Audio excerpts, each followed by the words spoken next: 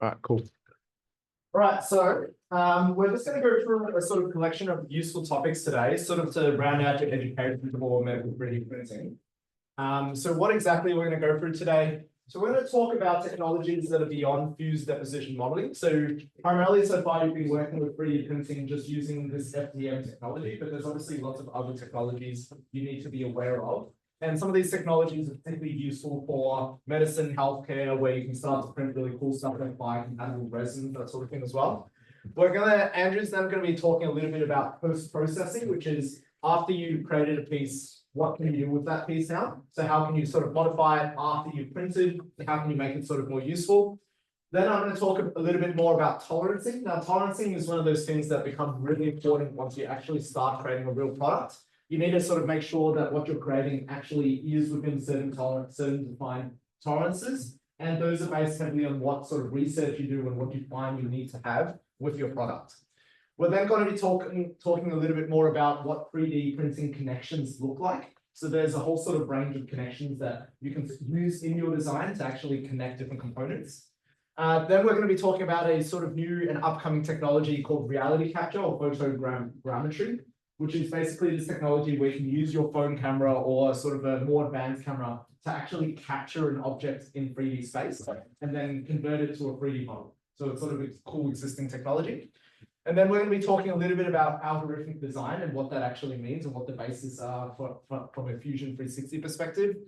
We're then going to sort of shift a little bit away from 3D printing and just talk about prototyping, which is sort of an umbrella subject for 3D printing. So 3D printing is a really powerful prototyping technique. There are other prototyping techniques as well that you need to be aware of and can often be faster and cheaper than 3D printing. And then we're going to round it out with manufacturing at scale. So how to be thinking about how do you manufacture millions of the same thing if ever you need to design for that. And we've noticed that, for example, engineers who know both 3D printing at a prototyping scale and at scale sort of, like knowing how to manufacture at scale, you start to think about all the different things you need to, consider or factor into your design as you scale up from one sort of artisan piece to millions of pieces manufactured at scale. All right, so beyond FDM. So one of the sort of key technologies is stereolithography, which we have sort of alluded to multiple times now. This is actually the original 3D printing method. So FDM was actually a technology that came much later. So SLA was actually the very, very first technology that people proposed for 3D printing. And recently it's had a bit of a resurgence. So it sort of fell out of favor just because it was so expensive. FDM was just so much cheaper. But since then, SLA has actually come back because it's actually now extremely fast as a technology. And we'll talk about some of the throughput later, but it's sort of almost at levels of injection molding, which is just absolutely insane for just a simple 3D printing technology. So how does it work? So you have the build platform, which is upside down. So if we take this image here, we're actually sort of printing upside down, okay? So the build platform is this component here. And then what we have is a resin tank, okay? So how that resin tank works is that there is a UV laser that hits certain parts of the resin tank. And then whenever resin gets hit by UV, it solidifies. Okay, so essentially it's sort of solidifying upside down, if that makes sense, right? So it solidifies a layer, it comes up, it refills the resin there, and then comes back down, it solidifies another layer and keeps on repeating. So I've covered here. So if you take a look at the sort of build of a 3D printer, of SLA printer here, you have the build platform, you have the printed part, which is sort of getting pulled upwards like that. There are obviously supports, which are really important for SLA printing because now instead you have gravity acting downwards. And so it's more likely to get sort of pulled downwards. There's this resin tank here, which is usually a 50 micron or lower layer. And then you have a mirror and a laser. And it's just a laser system that sort of shoots where the print is. So if you just think about sort of FDM style, instead of printing out like a sort of filament, right? What it's doing instead is the laser is just sort of going along the path that you had planned and it solidifies that resin instead, okay? Now, one sort of important thing when you're dealing with SLA is that resin is toxic, okay? So it's not something that you sort of want on your hands, your eyes, your face, or in your lungs, right? And so you have to wear gloves, you have to wear goggles, you have to have ventilation. So this is sort of one of the challenges of SLA printing. And you have to have a dark room as well, because keep in mind that the sun does have UV. And so if you leave it outside or your room has light, it actually starts to solidify the resin over time. Okay, so just something to be aware of. Now, this is a sort of GIF of how SLA printing works, but as you can see, the laser, so the piece is sort of pulled into the put into the resin tank, and the laser actually shoots different areas where it intends to solidify. Okay, so it's sort of very cool technology. Now, there's actually 3 types of resin technologies, so SLA printing technologies. The sort of classic one is stereolithography, which is you have this laser in this mirror that bounces around the laser. So it sort of tracks the path slowly. But people have started to realize that what you can do instead is actually cast the light all at once over a certain mask. So what you have is, for example, a mask that just masks like areas where you don't want the light, and then it just shoots the light at once to all the areas, right? If that makes sense. So there's no sort of concept of a path anymore, just shoots it everywhere in the path of the layer at once, okay? And so that's actually one of the reasons why SLA printing has gotten so fast, is because of this masking technology, where they can do a single layer in a single shot, right? So it's sort of very cool technology. So how does this work? So this is what's called mask SLA, right? Or LCD sort of printing technology. And you have an LCD screen, so it's literally just sort of like an iPad screen, and it becomes transparent in certain areas where you want it printed, okay? And in other areas where you don't want to print it, it sort of blacks out. And that way it just prevents the light from actually entering that region. Now, this is a replaceable mask, so UV actually degrades LCDs as you sort of use it over time. And so you actually, it becomes a replaceable component that you have to buy and then actually replace. Now, there are sort of 2 options when it comes to LCDs. So the first is what's called mono, which just means that it's a single layer of LCD cells. So how LCDs generally work, for example, for TVs, is you have 3 layers of cells, one for red, one for green, one for blue, okay? Or you can have a monochrome one, which is just simply black to white, okay, or gray. And so monos, because they only have 1 layer, they are technically 3 times faster than RGB, because RGB is 3 layers of cells. And mono, however, is more expensive and RGB is cheaper. But mono mono has been sort of become a lot more popular because of how fast it is relative to the cost. So most people in the industry have sort of been shifting towards a mono LCD.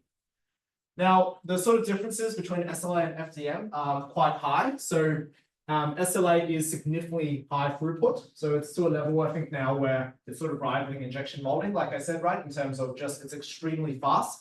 And part of the reason is you can start printing stuff, sort of stacking components like that, and then printing them all at once, right? And so if you can print like that sort of speed, it's extremely fast.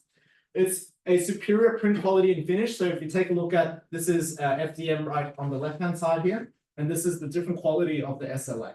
So it's sort of between day and night in terms of the type of quality, right?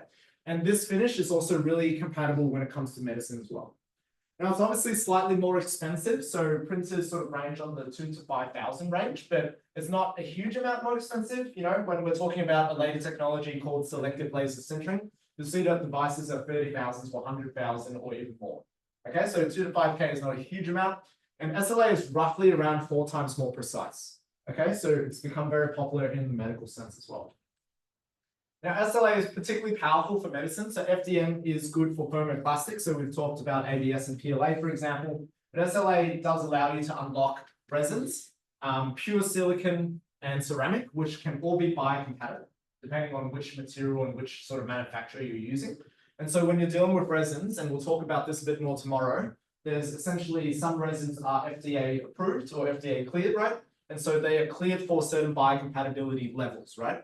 And so one of the things that you need to think about when you're dealing with 3D printing is how long is this component actually going to be in contact with someone, and to what degree? Is it, for example, going to be on skin for less than 7 days? Is it going to be on the mucosa for less than 7 days? Is it going to be implanted, right? And so these are different classes. So different resins actually exist for different biocompatibility classes. Okay, so that's one of the things that you can look at, and we'll look at tomorrow. Now, another sort of important thing that we've started talking about is this concept of isotropy or anisotropy, and just some formal definitions here. So isotropic, if a material is isotropic, it is uniform in all directions, okay? So that is, if you put the same amount of stress on, in different directions on a piece, then it will act in the same way, okay? And so it just is consistent in its behavior regardless of what direction of force you're putting on it. Okay, anisotropic means that it is not uniform or it has different properties in all directions. So sort of a very classic example of that is wood. which is, in some directions, it has a completely different behavior to another direction.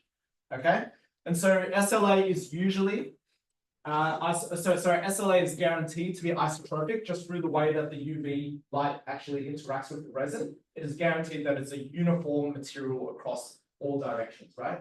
But when it comes to FDM, as we're well aware, depending on how you're printing it, right, different directions can have completely different behaviors. Okay, so depending on how you're actually layering the FDM and also which direction you're laying the FDM. So for example, we had that, that sort of column where we printed it in both directions the other day, right? That had different behaviors in different directions. And so because of that, SLA parts are capable of withstanding a lot more stress, which is also something that is desirable from a medical perspective.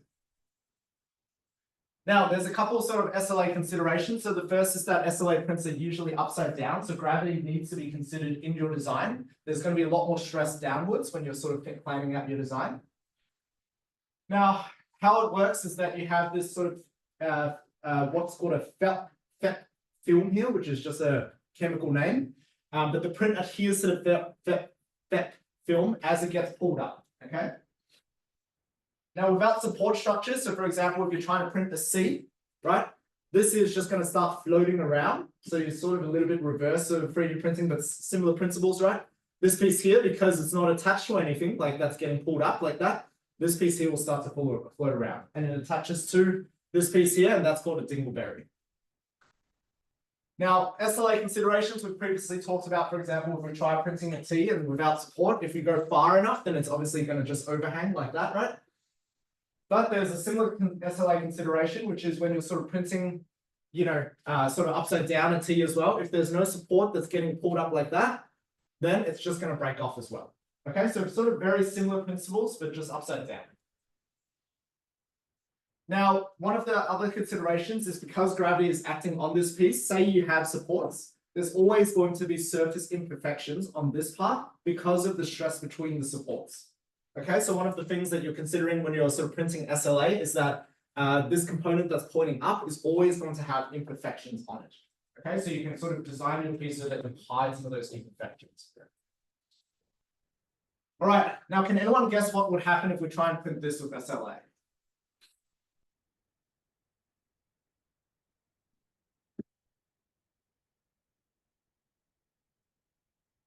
Yeah.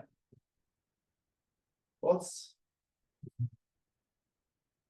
like I think like the part that they say to like float how is the angle? Sort of, I think you're getting at it. So the answer is something like this acts a little bit like a cantilever, right? And so if you think about the forces that are at play here, this is going to sort of, as you're slowly printing this, swing inwards like that, right? Or swing outwards like that. So you just have to think about how you're printing it, right? And so sort of like to make it safe, you have to have a bunch more supports than you might expect for a piece like this, where this is a lot heavier than the supports on the far ends, okay? All right, now sort of moving on from SLA, a sort of third technology, and actually it seems to exist at Monash. We saw a device for it at Monash, which is very cool, which means that you have access to it, is selective laser sintering. So how this works is that you have a very high power laser that actually sinters powdered material layer by layer, right? And what that means is it just packs this material with very high force, and therefore it sort of sticks to that component there. Now, it's really powerful because you can use all sorts of materials like nylon, glass, or polypropylene, right? And so it's sort of, again, different materials and unlocks different materials you can use, right? Very high accuracy, sort of very high throughput, and it allows you to have very exquisite designs without any need for support structures. Again, these devices are very expensive though, and I think nylon, I think Rick was saying it's like $1,000 a liter or something, right? Which is very expensive. And so, yeah, again, just sort of more expensive material, higher accuracy. Again, in terms of the trade-offs, SLA is a lot cheaper for the increase in quality that you get compared to something like SLS. All right, now some other considerations which might be useful. So when you're dealing with something like waterproof prints or prints that can actually move down in water, there are a couple of considerations. So ABS, PETG, and PP are particularly great for waterproof prints, okay?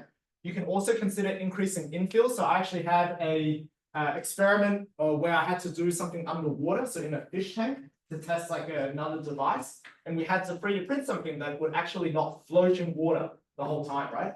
And so we had to do 100% infill, which is an extremely rare and difficult thing to do because the printer actually starts to act up above 70 or 80%, right? So we had to do it multiple times, but it is denser than water in some materials if you have 100% infill, okay? Because one of the things that we didn't consider, so we tried printing an 80%, 70% one, is that it just kept on floating in the water, right? And wouldn't be able to hold it down. You can also tamp it down like with some other, thing, but the component we were printing was so big that no matter what we were trying to tamp it down with, it would start like floating up or start like shifting, and essentially sort of find its way up anyway. Now, other ways that you can make a waterproof print is through post-processing. So for example, coating with resin or something called layer smoothing, which is you close the gaps in the outside layer of the print itself. So that way water can't leak in. Now, transparent prints is another sort of interesting thing that people have tried as well. And this is when you have extremely low infill. So almost zero to usually 7, maybe 10%. So that is, there's nothing inside. It's just merely a shell. And so you can have, for example, 1 to 2 shells and you sort of get this consistency, right? And some people seem to like this, especially for anatomy pieces or sort of a certain look, right? It does require slightly hotter extrusion temperature. So usually it's 215, you do want 270. But it will lead to surface imperfections because there's no way that there's sort of no supports for the outside shell, right? And so it will look a bit funny. But then again, that's part of the potential sort of look you might want. All right, now 3D printing resources. So we talked about product design online. This has been a really good resource for all of us, all 3 of us, in terms of learning CAD, and learning all the sort of intricate things you can do with CAD. And then all 3DP, Proto Labs, and Form Labs have great guides when it comes to 3D printing and what to expect when you're designing a piece. And then UniMelb also has what's called the Next Lab guides, which are great guides for 3D printing in general as well. All right, so post-processing, Andrew. Yeah, so I'm going to talk about post-processing, but mainly through FDM, just because that's what we'll be working with. So what we're going to go over is cleaning, okay, and then surface finishing, and then assembly for inserts, and then coloring, such as painting, stuff like that. I don't think for you guys you'll be prototyping mostly, so I don't think you'll be doing much of this. Mainly just the cleaning and surface finishing parts of it, and maybe a bit of assembly of inserts. Okay. So what we want to remember when we're post-processing is that before that, we want to try and avoid or minimize the number of supports that we use, okay? And if we are to use supports, we want to use tree supports. So the first thing, cleaning. Okay, so it's the manual support removal, okay? So you use pliers, cutters, knives to attach the support, at least a lot of surface imperfections from the attachment point. So if we look at this like Goodell here, this was using tree support, and you can see inside, so you need to support that top overhang, that there's quite a bit of material that's in there that I can take out. So the next thing that we can do in terms of support is something called chemical dissolution, right? So this is used with when you have a dual extrusion, so you can use 2 filaments, equivalent 2 filaments at the same time. Okay, one of them is the PLA, and the other one's PVA. Okay, so it'd be like PVA glue, okay, and it's water soluble. So here, once you put that support, that white material, you just put it into water and it dissolves. Okay, and then that leaves you with a really clean build with no surface imperfections from those supports.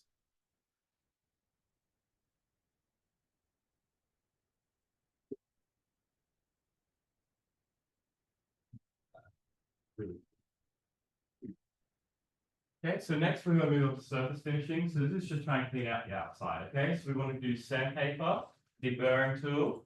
We can use a filler, okay, or we can do something called chemical smoothing. That's usually the ADS, what we were talking about the other day. Okay, so first of all, sandpaper, okay, white. Okay, we want to remove all those burrs and imperfections. Okay, just for aesthetics and safety as well. Okay. And it can help allow for better movement between 2 moving parts of such a things, okay? So if you're creating a joint or a connection of some sort, it's not going to be accurate. It's not going to be precise to your measurement just because of the 3D printer, okay? So this is where you have to put those tolerances, but at the same time, if it's just a really small amount, you can sand it and try and get it to fit.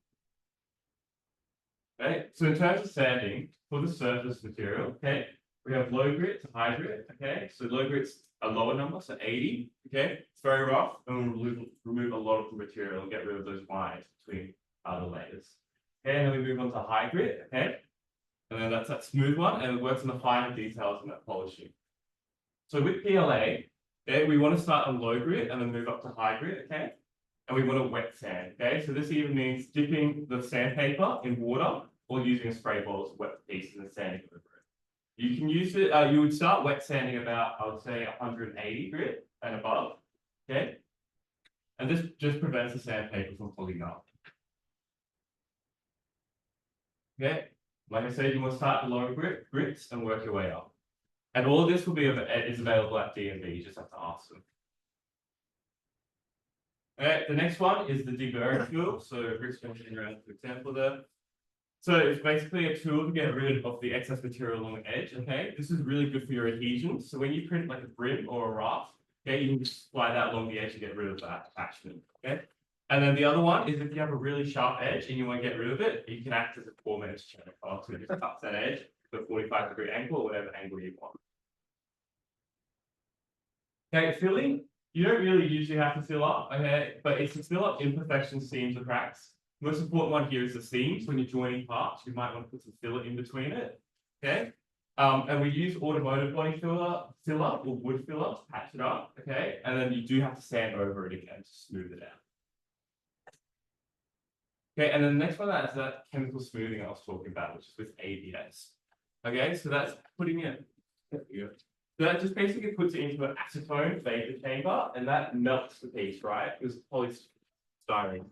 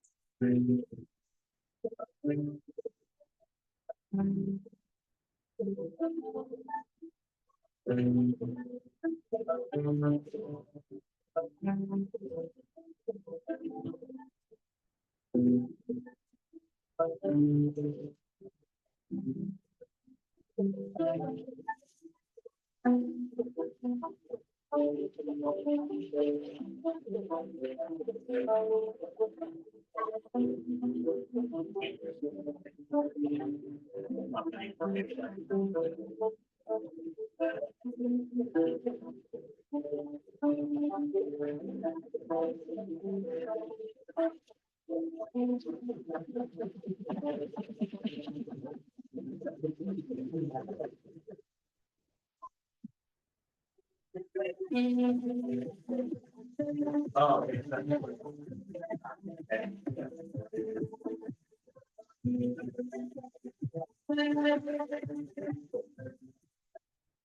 Great, yeah. And you can have chemical smoothing with PLA, however, it's really certain chemicals, and I don't think they have it here. Okay, the next thing that we're going to talk about is assembly plus inserts. Okay. So the first thing that we can do is gluing, right? We can glue our things together. Okay. For PLA, ABS, and FG, super glue should be enough. Okay. Combine the parts. Okay, but before that, we have to do some surface prep. So remember that we have to have a clean, level surface that we can glue together. Okay. And we use 240 grits. Okay. In addition to gluing, right? There's some other glues that we can use. So for ABS, you can use acetone as well. Just remember, because it actually melts the piece, you can just join it together afterwards. Okay, and epoxy, right, can be used. 2-part epoxy can be used for uneven surfaces. Okay, so we want to create like we want to join uneven surfaces, and we want because it's thicker. The epoxy is thicker. It will join those surfaces and make a little gap in between of glue to help bond it. The next one is inserts. Okay, so you know how we were making threads yesterday? There's another way of making threads, and that's just tapping it, okay? So that just means taking a screw or your bolt and just threading it into the part itself, and that will make the thread, okay? And that's a better way, because sometimes we're using really small threads, like M2 or M3, and you can't print those with an FDM printer. So sometimes it's just better to tap it straight in and get a really good mold, okay? But what we have to remember with this is that we want to undersize our bowl, right? Because we want it to fit really nicely, okay? So for example here, here's a part that was to hold up an extrusion hot end. And so these were M3 bolt size, thread size, okay? So then I just put it to 2.9, okay? So it depends on the bolt size you're using, but usually definitely undersize it by 0.1. Okay, The other type of inserts that we can have is called something called threaded inserts, okay? So these have threads on both the outside and inside, okay? The inside one being that the bolt we want to connect it with, okay? And then the outside thread is to actually adhere it to the part, to attach it to the part, okay? So these are usually heated up, okay? And then inserted, okay, to allow for a more secure connection. Okay. Now we go on to coloring. Okay, so this is painting. Okay, so we go with priming, painting, and then sealing. Okay, so what is priming? So priming uses a spray-on primer. Okay, that allows for better adhesion of the paint. Okay, and filling it because it fills in the very microscopic gaps and allows for a better finish. So here, yeah, this is after all the sanding, after all the prep we've done. Okay, we spray it with a primer and then we start painting it afterwards. Okay. So when we think about painting, we should use spray paint. Okay, you can use brush. Okay, but spray paint just creates a uniform finish and that is stroke free as well. Okay, and what we like to use when we use spray paint is acrylic. Okay, just because it's less messy and it dries pretty well. Okay, and sealing is a kind of optional part. Okay, so you use a clear coat spray, and it's used just for extra protection of that paint layer. Okay. But it also can provide different finishes, okay? So you can get it in glossy, matte, and satin, okay? However, it is quite hard to achieve these finishes with different clear coats. That's it. Thanks, Andrew. All right, so the next topic is tolerancing. So tolerancing is essentially a designer's way to indicate how tight a certain dimension is, right? So if we take a look at this example here, one sort of classic way that you indicate tolerancing is through this sort of format here. And all it says is that for anything in this drawing that is up to 2 decimal points, it needs to be 0.02. So that's plus minus 0.02. We're happy with that. And anything with 3 decimal points, then we're happy with 0.005. Okay, so this is sort of a way to have differential tolerances depending on different dimensions. Okay, so this one here, obviously tighter tolerance, and then this one here, we're a little bit more flexible with. Okay, and so one of the sort of key things with tolerancing is that manufacturing processes obviously can never be perfect. And so you have to specify, and it is a legal specification to manufacturers, what tolerancing you want, right? Because if they, for example, fall out of that tolerancing, they previously agreed to it, then they have to do it again with their own costs, right? If it's, for example, your mistake because you didn't put a tolerance in, a tolerancing on the document, right? Or, you agreed to some other terms, then you have to pay again to recreate something that wasn't created properly. Okay. So this sort of design here, the engineering drawings that you might use, right? Very critical, and they will always sit down and sort of go through it and code through it and agree with you before making something, right? And part of that is because if they screw it up, which happens quite often in manufacturing, right? They know who has to pay for the new one, okay? And so tighter tolerances obviously cost a lot more money, so you don't want to have tight tolerances unless strictly required, okay? So there are some circumstances where you really do need these tolerances. So for example, things like heart stents, implants, you would really need it down, get it down to, really sort of tight tolerances because you need like accurate behavior. But at the same time, for certain other pieces, you might not have as tight a tolerance because it's going to cost you a lot more to create. And so this is how the tolerancing and the relative cost actually looks like. And as you can imagine, this is an exponential relationship where the tighter the tolerance you get, the more exponentially expensive that piece actually gets. Okay, so you don't want to be operating here unless you really, really have to, and people are actually willing to pay for that tolerance. Okay, so you want to have sort of a bit more flexible. And the sort of rough rule of thumb is that if you want 10x tighter, there's going to be a 2 to 3 times price increase. Okay, so just again, a rule of thumb to keep in mind. Now, let's take a look at some examples of tolerance analysis. And so if we have these two sort of like just a simple line here with a distance B, a distance C, and addition of distance A, over defining this would mean that you actually have all 3 of these. Okay, so you should only define, for example, any 2 of these, and it's up to you which are the most important. Okay, so for example, you might have the total length, if that is particularly important in your design, plus this distance, and then this can be derived from the other 2, right? You might also have this one and this one, but you therefore should not have this one as well. Okay, because if you over-define, then it's going to be very confusing to the manufacturer which one they should be prioritized. Okay, so that's sort of an important sort of takeaway. Now, say for example, we have these tolerances here. So we know B should be 1 millimeter plus minus 0.05. And then C is 2 millimeters plus minus 0.05. What is A's dimensions plus their tolerances?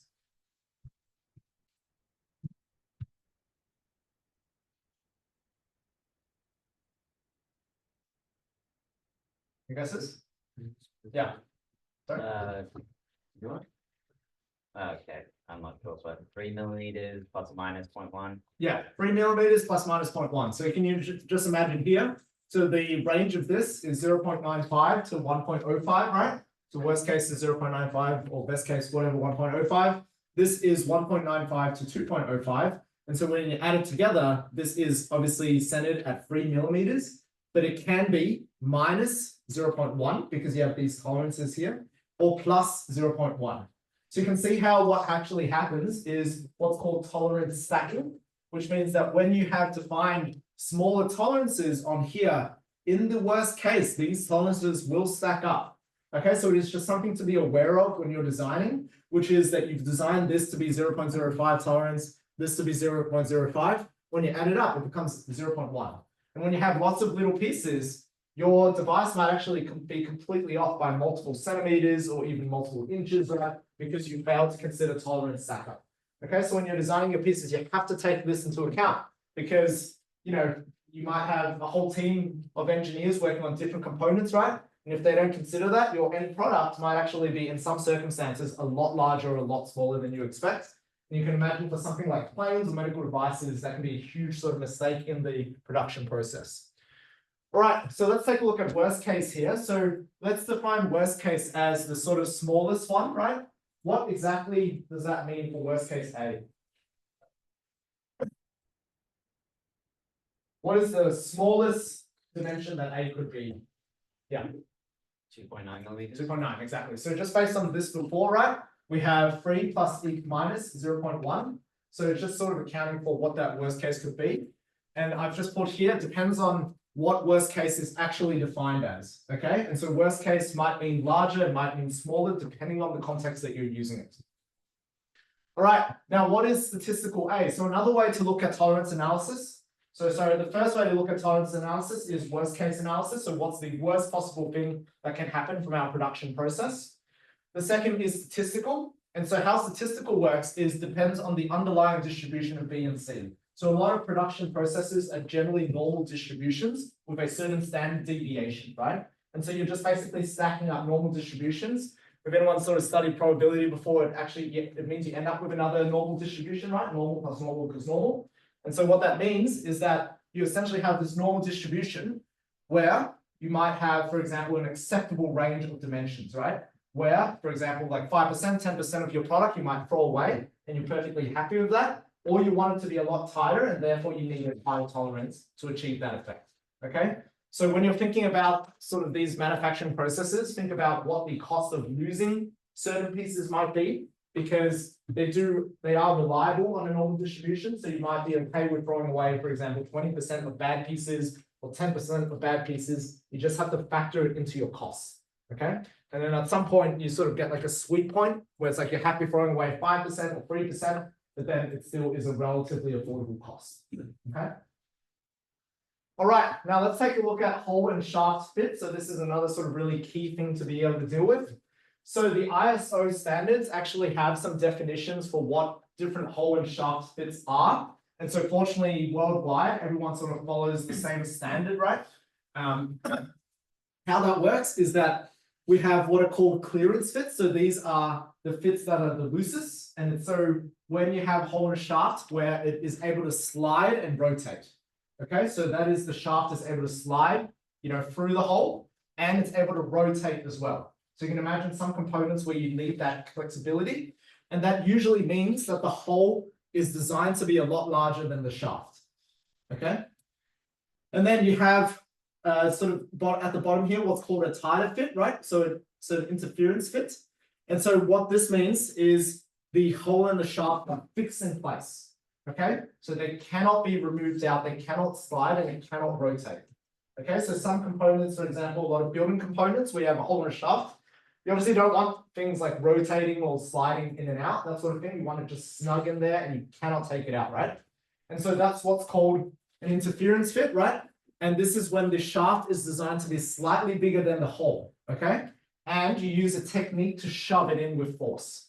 Does that make sense? So often that's using what's called a press fit machine, which we have a picture later where you actually force it in, or some really advanced techniques as well. You can make the shaft, the hole on shaft hotter so that they actually become more flexible, the materials, and then you shove it in. And then when it cools down, you cannot take it out, right?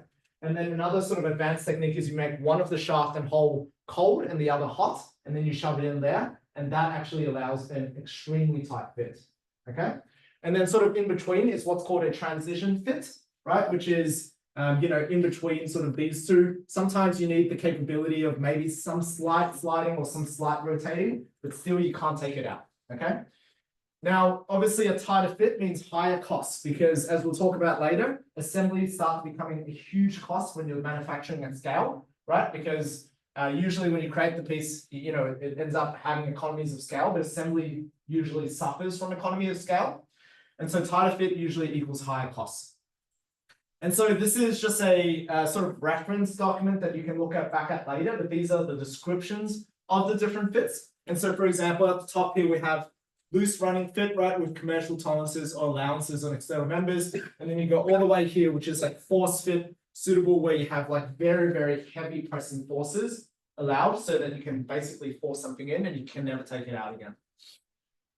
Right, this here is a press fit machine. So I believe the makerspace has this, where you literally just have two components. You put the hole here and then the shaft along here. And then you literally just press down the button and it shoves the thing in. You can't take it out. Okay. All right. So this is a little bit of an exercise. So this is a common exercise that you need to do once you start dealing with industrial grade holes and shafts, right?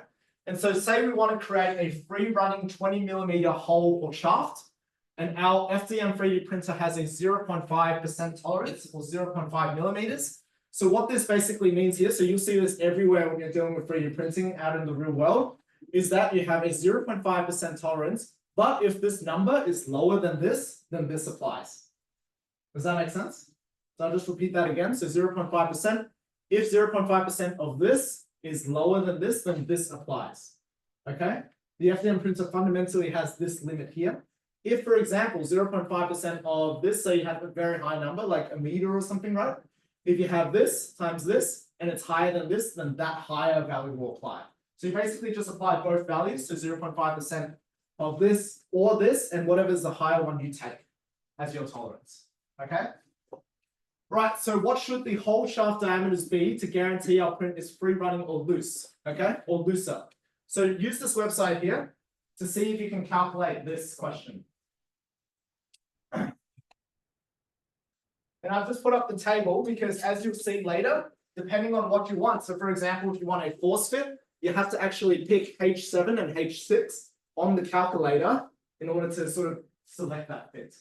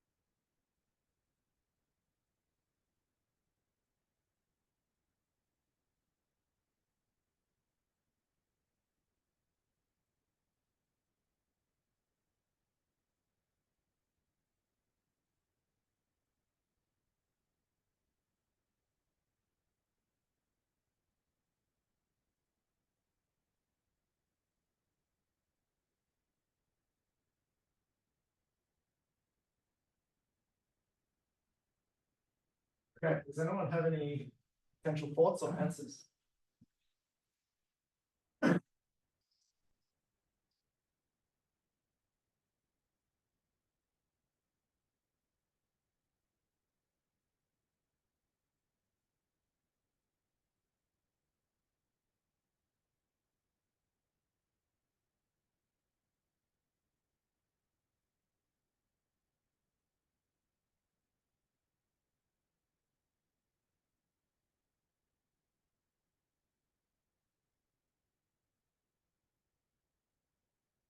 Yeah. Yeah. So that's a good start, and then there's more. Yeah. So your settings. Yep, okay, cool. So I'll just quickly go through an example and then you can go through another example. But so we have a 20mm shaft, right? So we talked about here 20mm hole and shaft. So you need to put in 20mm for the nominal size. And then we said that this was free running. So it's capital H9 and small h9, right?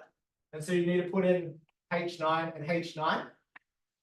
And so what does that give you? So if you press calculate, then it actually gives you a little image, which is really useful. And how you should think about this image is that this is the hole here. It's like a sort of 3D cross section of the hole. And so there should be another section here. And then you're putting the shaft through this hole here like that, right? So it explains here that the hole should be at least 20.052 millimeters to achieve that fit, right? And the shaft needs to be no greater than 19.948 millimeters to achieve that fit display. Okay, so you see how you're designing these pieces now to sort of fit this, right? These values there. So now we then were told that our FDM 3D printer has a 0.5% or 0.5 millimeter tolerance, right? Now, what is the true tolerance of this FDM printer for a 20mm object?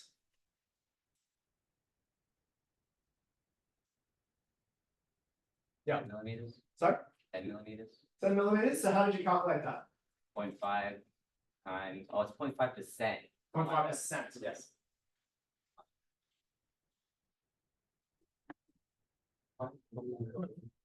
Yeah.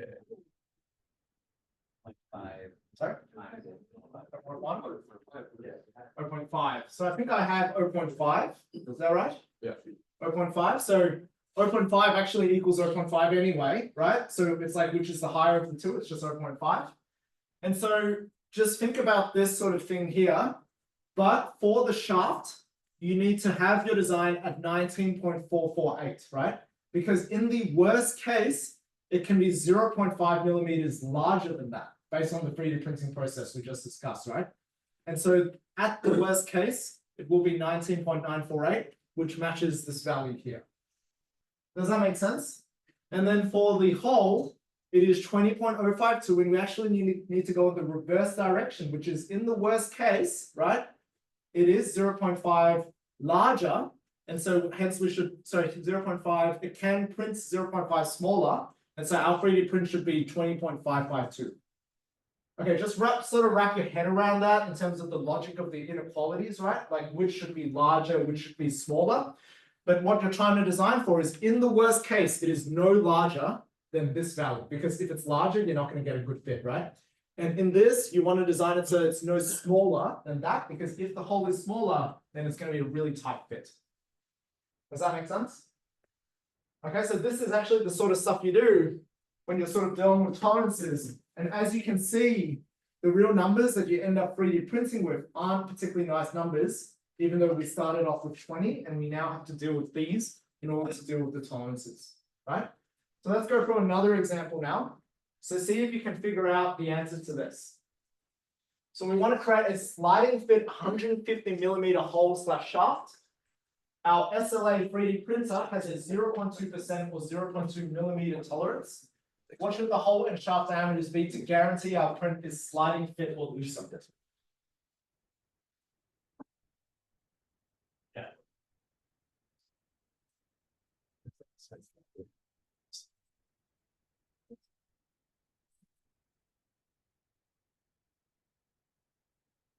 What do you remember with that?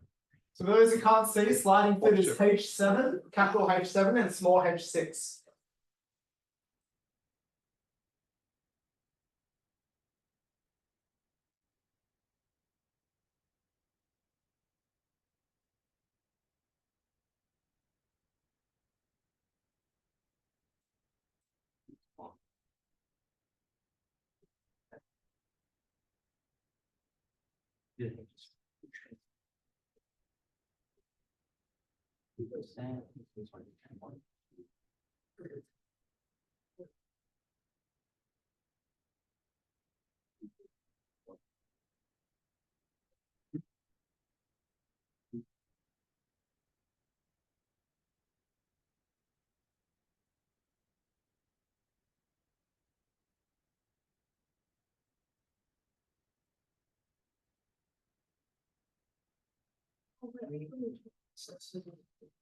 Oh, this is one.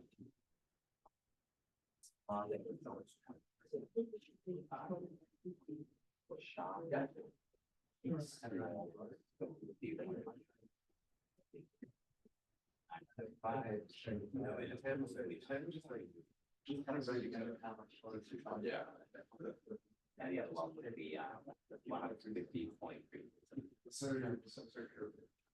First thing is we take it. Yeah. Yes. Yeah. Yeah. But sometimes you need to print a piece of characters that has that. Also another sort of important thing to think about fits, right, is you can only do an inequality, right? So it's like a sliding fit or looser, right?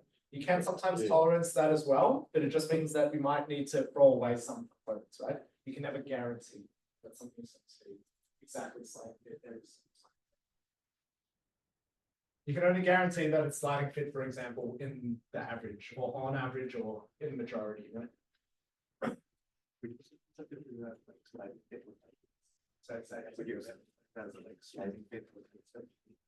Yeah, we can do that as well. Yeah, it would be worse. Yeah, the inequality is really worse. Yeah. But sometimes you might get a piece, so it's fine. Like you have to do it. Okay, any thoughts? So what values do people get? Yeah. For the shaft, minimum size 149.675. Yep. The maximum hole size 150.34. Perfect. That's what I'm seeing here. So I'll just run through the logic again. So 150 millimeters is our nominal size. It's H7 and H6. If you just refer back to that table there for sliding fit, H7, H6. And then, so what we get here is 149.975 for the shaft, and then 150.04 for the hole. And then you just do a similar calculation whereby you go, what is 0.2% of 150? And that is 0.3. Sorry, yeah. Okay, so we do the 2.2% of the 150 as opposed to the 1.9. Yes. You could do it for that, but it's going to be so minor because it's 0.2 of that. But yeah, but yeah, you could technically do that. Yeah, or 0.2. So 0.2% of that is 0.3, or 0.2. You take the higher of the two, right? So 0.3 in this case, and then you do the same sort of logic. So the shaft in this case is 149.975. You want it. So our sort of inequality was we want it or looser, right? And so this means that the shaft, this is the max value for the shafts, right? Which means that our design needs to be smaller, right? On average. And then our hole, 150.04, that is the minimum size that we allow for the hole. And so therefore it needs to be larger on average. Does that make sense? Now, a great question as well, which is, can you sometimes design or tighter? And absolutely, right? In some circumstances, you might want to guarantee that it's tighter, right? In which case you would reverse these two, right? So the plus and minus would reverse. And so you want to guarantee that this is larger on average, and this is smaller on average. Does that make sense? So this is how you actually do a hole and shaft fits, and hopefully a very useful skill. All right, any questions before we move on to connections? Okay. So most 3D materials are flexible, and this therefore allows a wide variety of joints, right? And another sort of advantage of joints is that multi-part printing can be very advantageous because you have smaller components you're trying to print, so you don't have to print everything perfectly every single time, right? And you can have more runs of it, and it's easier to CAD up as well. If you have multiple teams working on different components, you can split the work, right? It doesn't have to be one person sort of designing everything. And so we're going to go through sort of a range of different connections and sort of, you can start thinking about for your design what type of connections you might want. But the simplest connection is what's called a male and female connection, sort of similar to what we had yesterday. These are basically, you have a male component like a circle, a square, or a triangle, and it fits into a female component like so, right? These are very simple and easy to design because it's simply just an extrude from your perspective, a sketch and an extrude. But they're very obviously weak connections, so we'll just simply take it out, right? And in terms of the offset, they're generally 0.15 to 0.3 millimeters between the male and the female components, right? The inside and the outside components. And so another sort of variant of this is what's called an offset, which is, for example, you have a box and then you have this sort of male component here and this female component up there. Now, the next sort of complex joint is what's called a dovetail joint. Again, these are relatively easy to design if you think about it, right? Like it's again just a sketch and then cutting a component and then extruding a component on this side.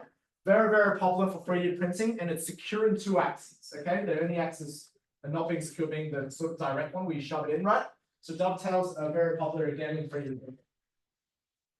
Now, getting on to more complex joints. So it depends on your use case very heavily whether you need these joints. But examples include snap fits. So where you have these sort of components here and it snaps into place, right? Because 3D printing material is malleable. And so you can sort of like shove this in up here and then it snaps into place there. And if you need to remove it, then you squeeze on this end and then it can move up again. Okay.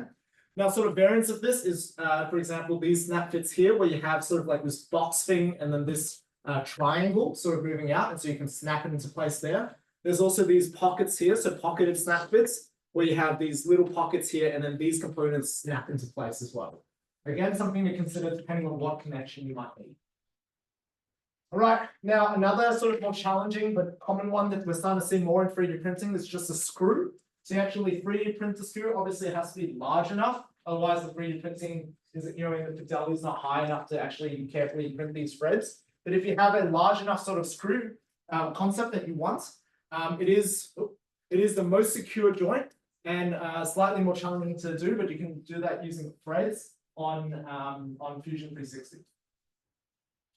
All right, and then this is, again, a slightly different joint, so it depends on your use case, but a ball and socket joint. So if you think sort of like the hip joint, right, in terms of you have a ball component and then a socket, and that allows freedom of rotation in multiple directions, okay? Now, like Andrew was saying before, you do need to consider smoothing out these components. Otherwise, it's going to be a sort of very rocky ball and socket, okay, which you sort of don't want. All right, reality capture. So reality capture is this new technology that I think has been coming up sort of since the pandemic, where it uses a technology called LiDAR, which is laser-based radar, to reconstruct a 3D object. And so what you do is you take an image of an object, say a shoe, in multiple angles, and then there is software that essentially reconstruct the 3D object, right? Like it figures out what the 3D object actually looks like and allows you to create a model, okay? So it's sort of very cool. It's been starting to get used in pathology, for example. So for example, if they have a pathology specimen that they want to keep track of or archive or something, this tissue obviously eventually degrades unless you formaldehyde it. And even then it starts slowly degrading anyway, right? So one way that you can sort of keep track of what's actually going through the path department or sort of the unusual stuff you're seeing is using this technology to sort of forever hold that 3D model, right? And as you can imagine, these 3D models, you can't make these in CAD, right? Like it's very difficult. So you have to take an image of it and then sort of capture it as a 3D model and then keep it. Now, the two sort of leading companies in this space are Metashape and Reality Capture. Fortunately, they do cost money, but it's not a huge amount of money. So it is something that you can consider as well if you want to use in your product, in your project. But we do prefer that you practice at least some CADing skills for the project, because that is skills that is useful, regardless of whether you have an object or not. All right, algorithmic design. So algorithmic design has become extremely popular in a number of fields now, less so in medicine actually, but I expect it to in the next few years. But it has been embraced heavily by the automobile industry as well as the architectural industry. And what generative design essentially allows you to do is to design structural components using sort of like a generative almost like AI-ish algorithm where it just generates like hundreds of potential solutions to this, given a certain set of constraints, and then you select the best ones, right? And so if you take a look at Fusion 360, unfortunately, you can't really do it because you have to spend money to do it. But if you take a look at Fusion 360, you can click on the design menu on the top left, generate, right? And then you go into this menu here. So if you go on Fusion 360. Yeah, so you see that menu there.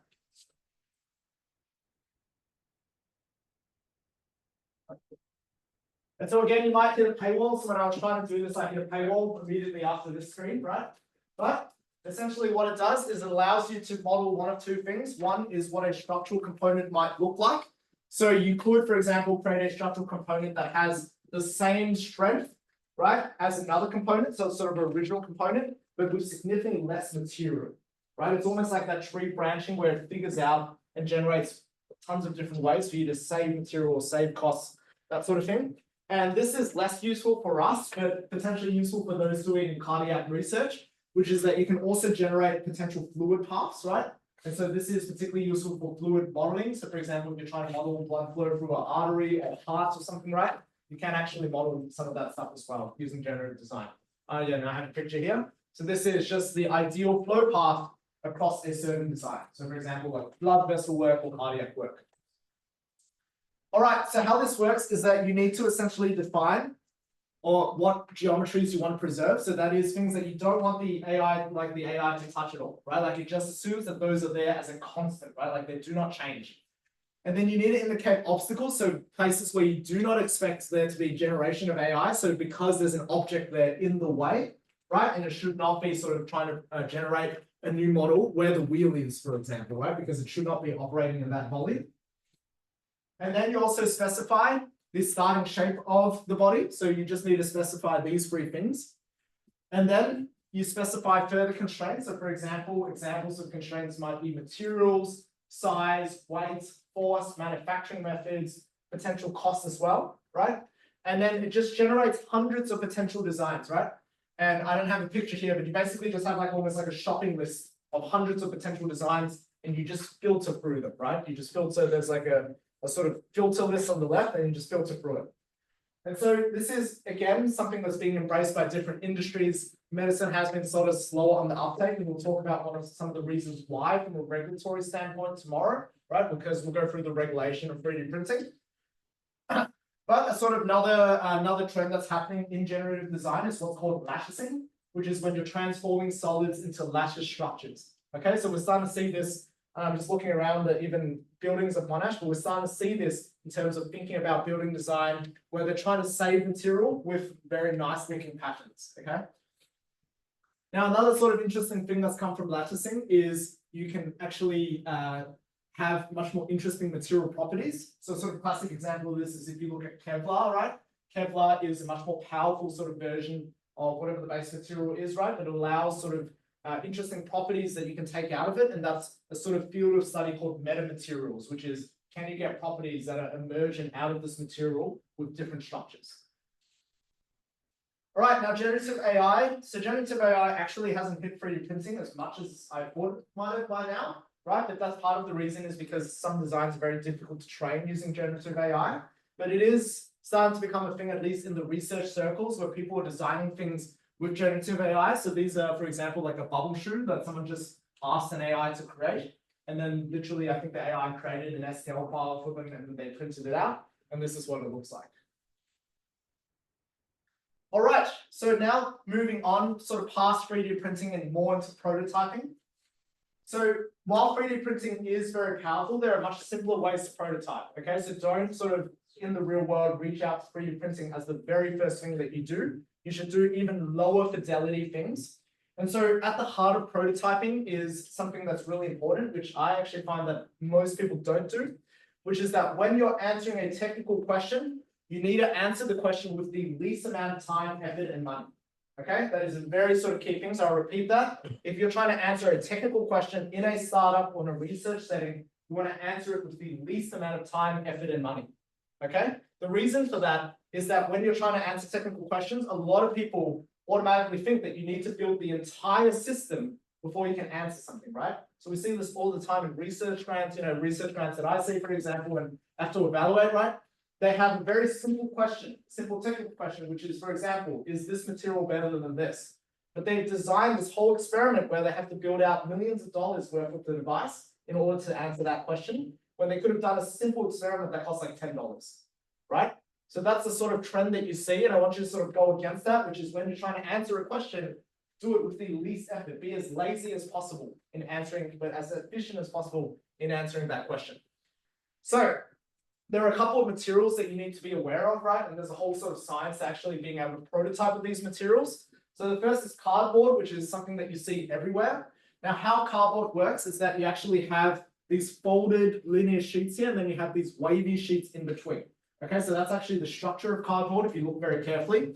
And cardboard is an anisotropic material, meaning that has different properties in different directions, okay, because of this structure.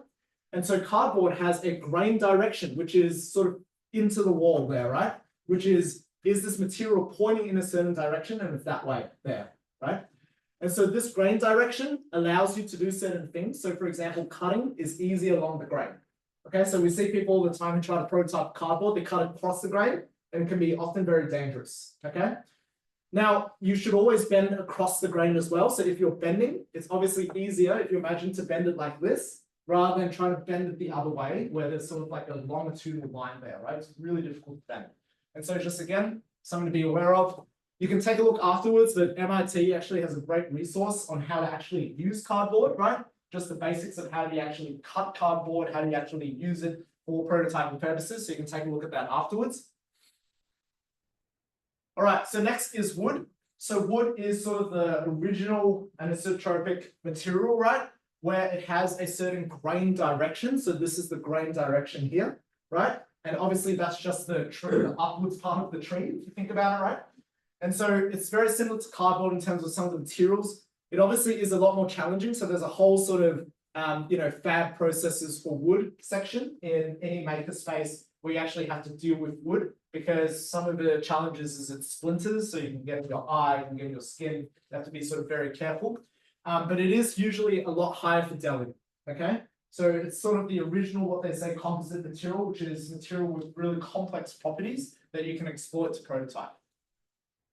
Now, foam core. So foam core is another sort of very standard one. So have you ever seen foam core before? If you've ever seen a research poster, usually a lot of posters are printed on foam core.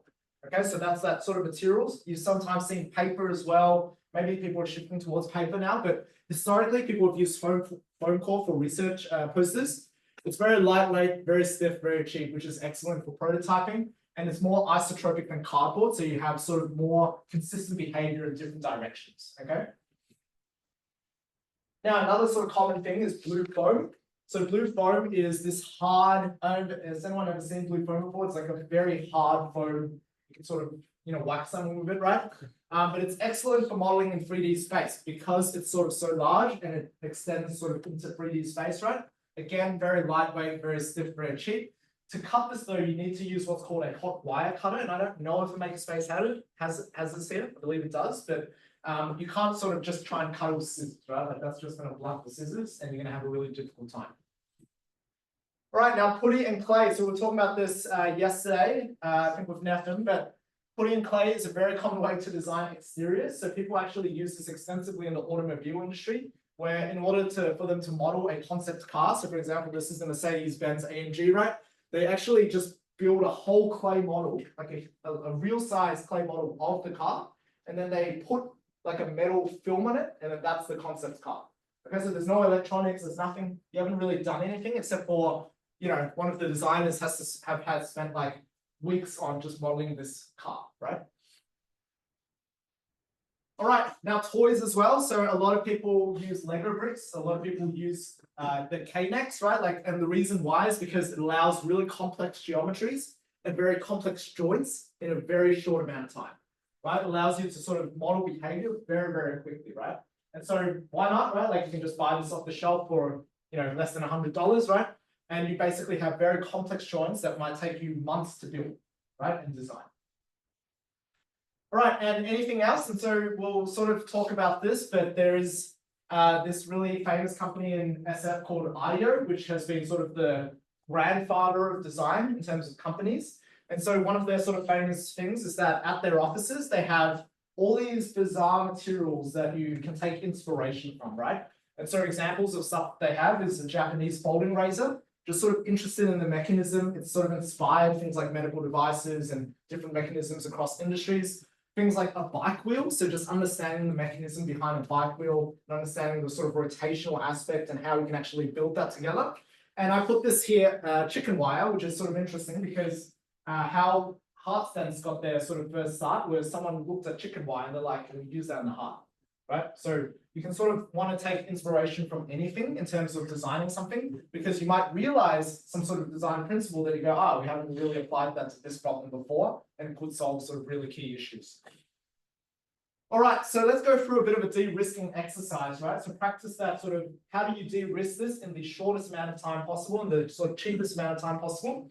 So when I was at Stanford, we were trying to build an iPhone app to track exercise quality using a technology called Pose Estimation AI. Okay, we had two sort of key questions: is one, will the concept work? And two, do people actually want this? Right, so I wanted you to work on your tables and actually think about how you do this in the fastest way possible.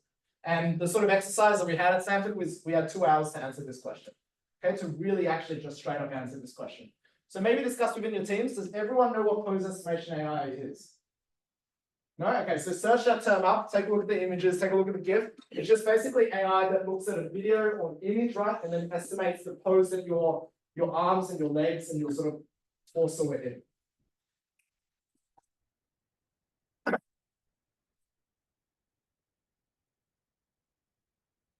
Yeah, oh, I've got a slide over here. This is Pose Estimation AI.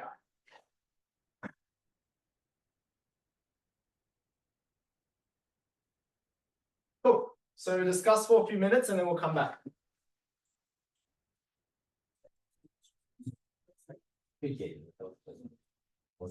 Go back to the question.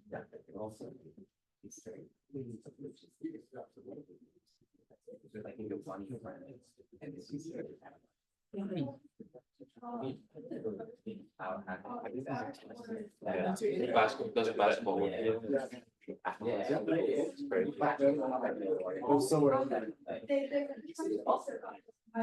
That's great.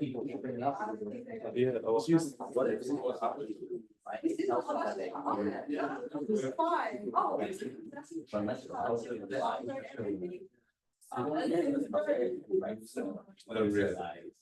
What does it actually tell us?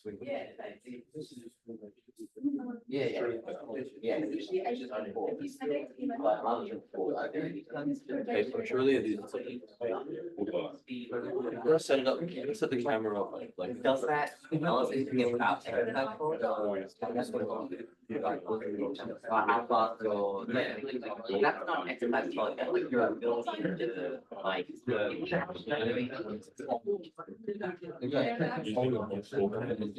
Like the actual, yeah, yeah, I guess that's the thing. you really just like $200,000 better. You know. It's a thing. This? Yeah, I think it's like, well, I know for Australia, it's $200,000. They have it at school. Very interesting. Why does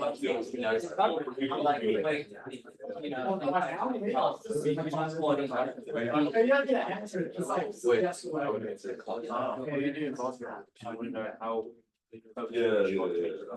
That exercise with that friend is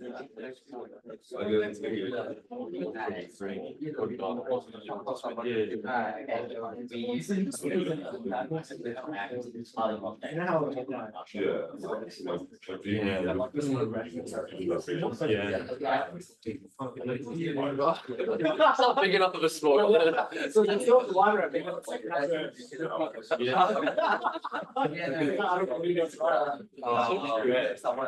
It's cheaper. It's dependent on the like the sport or whether how popular it is.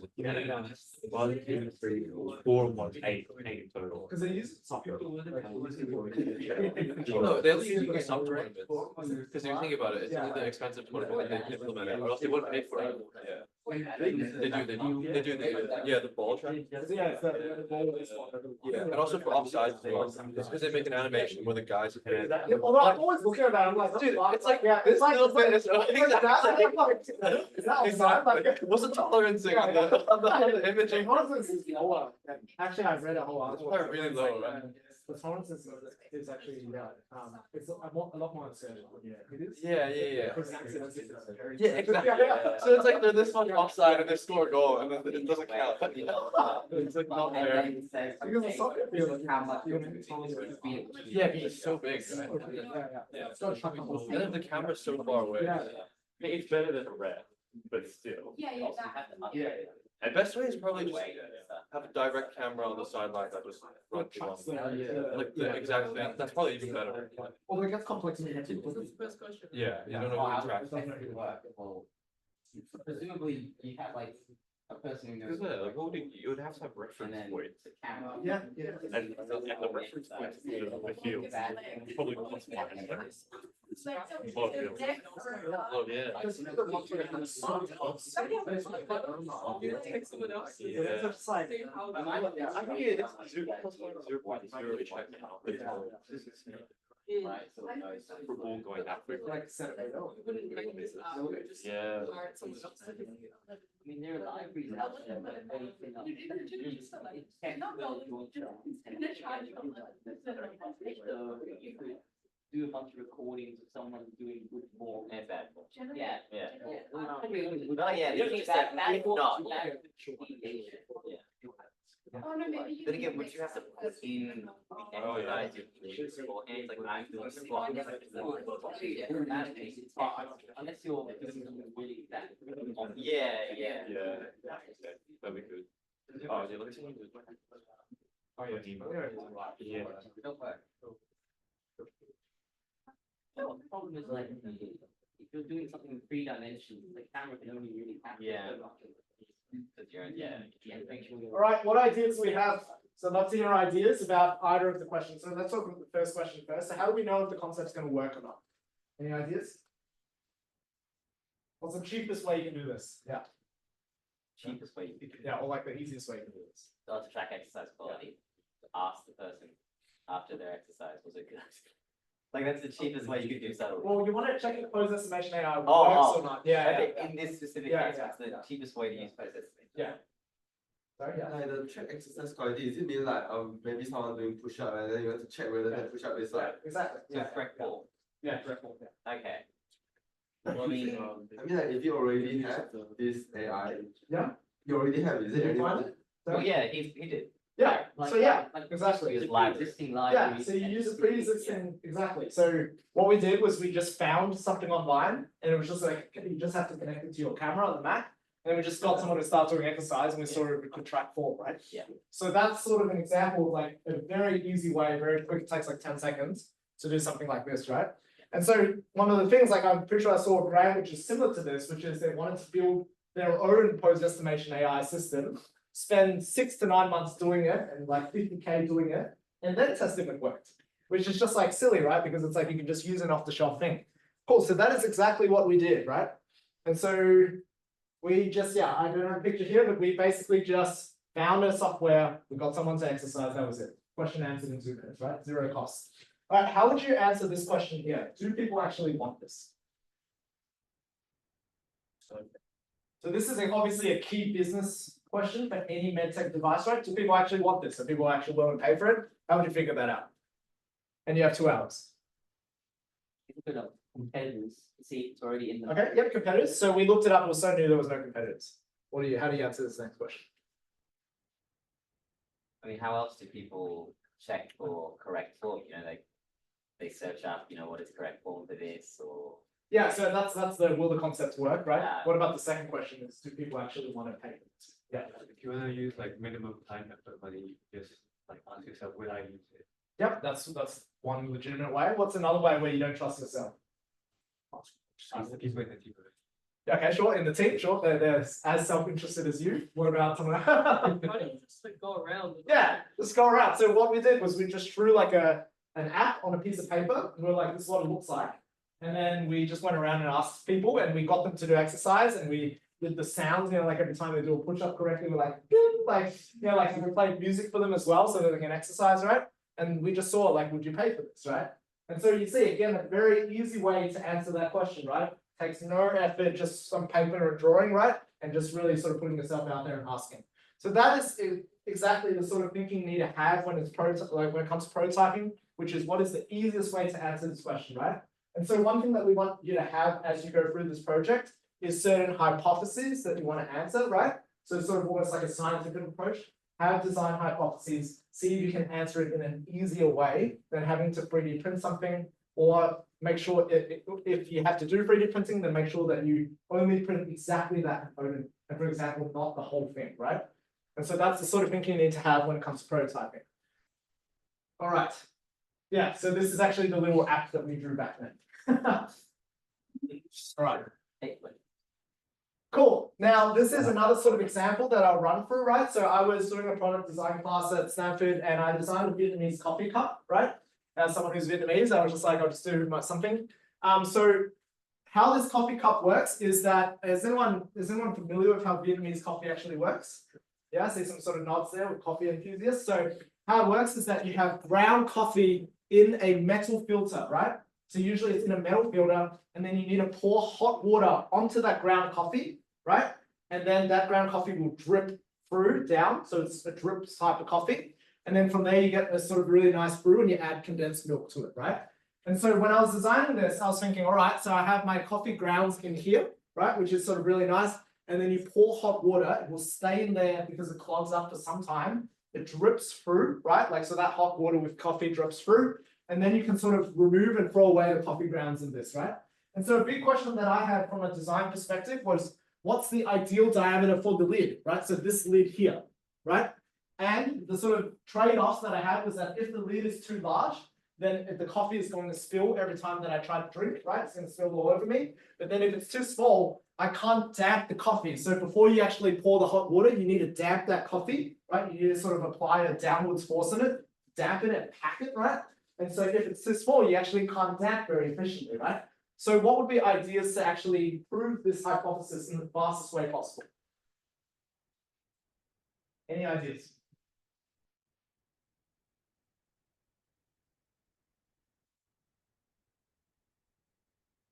Yeah. Find a big circle and find a small circle. Yes. Yeah, so just go back to basics, right? You have a big circle, you need to damp something, and a small circle, you need to damp something. So what I did was I basically just had a cardboard sort of piece where I cut certain diameters in the cardboard. So I think it was just like an Amazon box or something. And then I had this little cup here that I just made, right, with flour in it, right? And then I just tried damping at different diameters to see what would work. So again, this cost me next to nothing, right? It cost me some flour and some cardboard that I cut, right? And it proved very quickly what the ideal diameter was, and that was around 30%. So I don't have that there, but around 30% was sort of ideal, where you don't sort of spill the flour out, but also you can damp very effectively. All right, now let's talk about manufacturing at scale. So obviously, scaled manufacturing is a very different mentality to artisanal manufacturing, which is manufacturing just a single piece is sort of your baby, right? So when it comes to medical technology, you generally need at the clinical trial stage an artisanal approach, okay? Artisanal approach, which basically means that when you're building a device, you take care of every single piece, right? You're designing every single piece just for the clinical trial, right? Which is the sort of mentality you need to have. It's sort of in between at market launch, and then once you're successful on the market, so say you have, I don't know, like 50 million in annual revenue or something, then you start scaling up to manufacture potentially hundreds of thousands of devices, right? And there are always nightmares of medtech startups who fail to design at scale. So they do this part very successfully, and then they didn't think about how they'd actually do this, right? And so a lot of startups are now looking for, product designers who can actually think at scale at the same time as well. And so sort of useful skills to have. Now, manufacturing processes are often very different at scale. So we talked about some of these before, which is, for example, injection molding, sand casting, investment casting. We'll go through some more examples today. But the sort of principles are, you want to reduce the number of parts, okay? You want as few parts as possible because assembly starts to get really expensive, okay? And I put this here, which is assembly costs start to get really expensive over manufacturing costs. So if, for example, you 3D print a whole bunch of stuff and you have to sand every piece afterwards, right? That's actually going to be a lot more costly than just simply somehow designing the piece so that you don't have to sand anything, right? All the imperfections are on the inside. Now, you should use off-the-shelf or standardized components where possible. So a lot of companies like to just design their own components for stuff. But one of the reasons why IKEA, for example, has been successful, one is that they forced assembly to the customer, right? So if you've ever bought something from IKEA, they don't assemble it for you, right? These costs are borne by you, but therefore you get savings in the manufacturing costs, okay? The second is that they use standardized components everywhere. So they don't try and design their own screws or bolts or anything. They just buy stuff that's very standard across the whole industry so that they save a lot of money. And in the case that, for example, one supplier goes out, they can just simply switch to another supplier, right? They aren't trying to make their own thing. Now, what else? Minimal fabrication assembly steps. So this is obviously inherent in this. You want as little assembly as possible, okay? As little assembly as possible. And you want to minimize operational handling. So sometimes you might 3D print something. You might have to manually get someone to rotate it and then 3D print another component, for example, right? And so you want to minimize that as much as possible. So it's just simply you do the process once and the whole component is done. Now, the different sort of techniques that you can have. So we've talked about injection molding. So how injection molding works is that you have a bunch of plastic pellets. You push it into this sort of heated oven thing that is also it also pushes the plastic in a single direction, right? And then it pushes it into this mold, right? So the melted plastic into this mold. And then after it cools down, you basically let it go and then this piece falls out. Okay, so you can generate very, very quickly, hundreds of thousands of plastic pieces. And this is what a mold actually looks like. Okay, so it's a sort of two pieces of metal. It has to have a gate where the plastic enters and then the plastic comes into here. And then afterwards, these two pieces go out and the plastic just simply falls out. Okay, now these molds actually are quite expensive. So they cost around 3,000 to 100K depending on the complexity to make. So it's something that you sort of want to make sure that you have a correct design before you start making a mold, right? Now, injection molding, you can actually take a look around everywhere and actually see if something's injected and molded. When you're taking a look at injection molding, you often see plastics where there's a gate, like here. So this is actually where the two molds meet, right? So there's always an imperfection there, right? And there's also, let's see, an entry point at some point where the plastic actually was shoved through at that point there. Does that make sense? So you can take a look around at anything made of plastic and you can see if it's injection molded based on sort of these forensics, right? The presence of a line and an entry gate.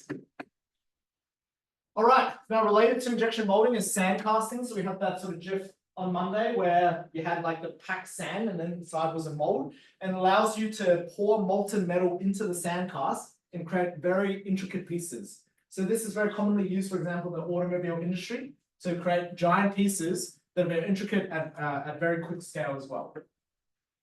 Now, another really expensive technology is investment casting. So this is similar to sand casting, but with hot blacks, right? And so this is more expensive, but even greater finishing quality. And so this is a component, for example, that's used in planes or jets, right? And they use investment casting quite a lot in the sort of aeronautical industry. All right, rotational molding is another sort of plastic-based method. So it essentially allows you to create large and hollow plastic parts. So for example, sort of the blood pressure pump is something that would be created by rotational molding. And how that works is that you have a mold here, and then you have a bunch of plastic pellets or powder in there, and then you start heating it up, and then you rotate the thing so that the plastic coats the mold. Does that make sense? So it coats it all over, and then after that, you take the product out. And so how this works is you have, again, a mold for this. You put the plastic pellets in, it heats it up, starts melting the plastic, then you sort of rotate so it coats everything, and then you get a nice piece like that. All right, now there's also metal injection molding as well, which is sort of a new technology that's coming up. Very similar to injection molding, but with metal instead. It's extremely tight tolerances, so it's very, very accurate, like extremely precise, and it's super fast as well.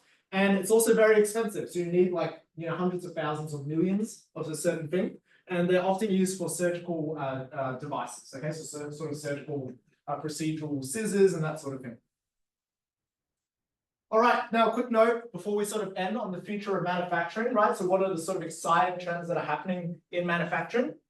So the first is that we're starting to see hybrid systems, okay? So we talked about, for example, additive systems, subtractive systems, formative systems. People are working hard to actually combine it so you can actually do all sorts of stuff. So for example, this is a laser deposition sort of device where it deposits metal, so it prints metal, but then at the same time, you add in a CNC milling machine, and so it also cuts metal at the same time. And that allows you to sort of do both addition and subtraction in the same device. Now, there's also some sort of exciting movement from electrical 3D printing, which is when you 3D print with non-conductive and conductive material at the same time. So you can build a board in orange here, which is non-conductive, but then you have a conductive sort of component here and allows you to build electrical circuits directly. Okay, it's pretty cool. Now, composites are starting to become quite a big thing over the last few decade or so, actually. So composites are materials where you have 2 or 3 or more materials which are combined together. Okay, and they essentially it's like a best of both worlds thing. So you take the best properties from one material and the best properties from another material. So it allows, for example, very high strength with extremely low weight and stuff like that, right? And so composites have been embraced by the automobile industry. They've been embraced by, for example, the clothing industry as well, right? In terms of developing shoes that are very strong but very lightweight, right? And so composites have yet to sort of enter medicine, but I expect sort of exciting things to happen. Composites have, for example, improved plane efficiency by a significant amount because it's very strong but very lightweight, so you're saving on fuel and sort of space. All right, another sort of exciting area to sort of keep an eye on is what's called BioMEMS. So MEMS stands for microelectronic mechanical systems, right? And so there's all this sort of exciting stuff happening in a biology sort of aspect. And so examples is organ on a chip, which is you actually grow an organ on a chip, and then, for example, you can test response to cancer therapies or certain other behaviors from tissue, right?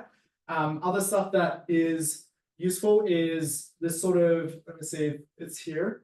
No, it's not here, but another sort of exciting method is microfluidics, where you have very small amounts of fluid that you're actually passing through and doing something to it. So for example, if you take a drop of blood, sort of similar to Theranos, but actually it really works, right? You can actually do all sorts of tests on that blood, right? And actually run it through certain, other diagnostics as well. And so microfluidics is sort of actually it is here. Microfluidics is sort of another exciting field that's coming up as well. All right, and then as sort of a last slide on generative AI, which is generative AI is yet to sort of hit 3D printing, but it's a natural sort of progression to see something like generative AI actually generate designs, right? And so I expect to sort of see some exciting movement on this front in the next couple of years. All right, so that is it for this presentation. Now, I think we switch over to exercises, so more CAD exercises today. And then tomorrow we're going to be talking about medical 3D printing, which is how do you actually, what's happening in the field, how do you actually do something for real, right? And then what are those, for example, the regulatory stuff you need to think about and worry yourself about when you're doing something in the real world. And then we'll introduce you to the project tomorrow as well. We can start working on it, but I'll hand over to Rick. Yeah. So the teaching is pretty much done now. It's just exercise time. So you can come up here and have a look at all the exercises. Do that. Pick one that you're most interested in and just go for it.